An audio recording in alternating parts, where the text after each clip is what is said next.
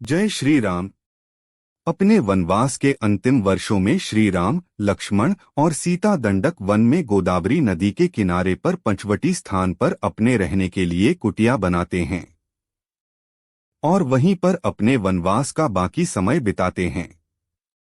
एक बार जब श्री राम अपने आंगन में बैठे ध्यान कर रहे थे, तब सूर्पनखा नामक राक्षसी वहां पर आ जाती है।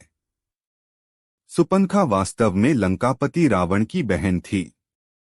सूर्पनखा ध्यान में बैठे श्री राम के सुंदर स्वरूप को देखकर उन पर मोहित हो जाती हैं।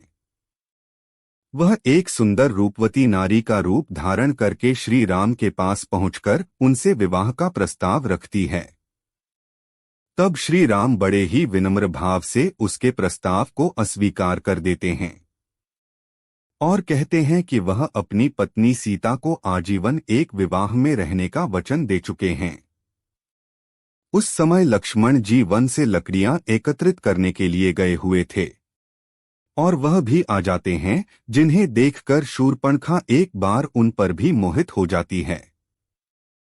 शूर्पणखा ने अपने साथ विवाह का वही प्रस्ताव लक्ष्मण जी के समक्ष भी रखा। तब लक्ष्मण जी उनको बोलते हैं कि उनके बड़े भाई श्री राम के होते हुए वह उनके योग्य नहीं हैं।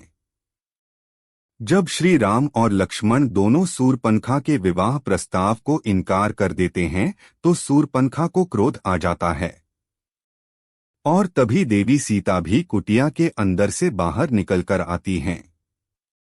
सीता को देखकर शूर्पणखा श्री राम को कहती है कि तुम इस औरत के कारण ही मुझे नकार रहे हो, इसलिए मैं तुम्हारी पत्नी को ही खा जाती हूँ। यह कहकर क्रोध में सुपनखा माता सीता की तरफ बढ़ती है। तभी श्री राम लक्ष्मण को आज्ञा देते हैं और लक्ष्मण जी अपनी तलवार निकालकर शूर्पणखा की नाक पर वार करते हैं। लक्ष्मण जी के तलवार के वार से सुपनखा की नाक कट जाती है और वह रोते हुए वहां से चली जाती है।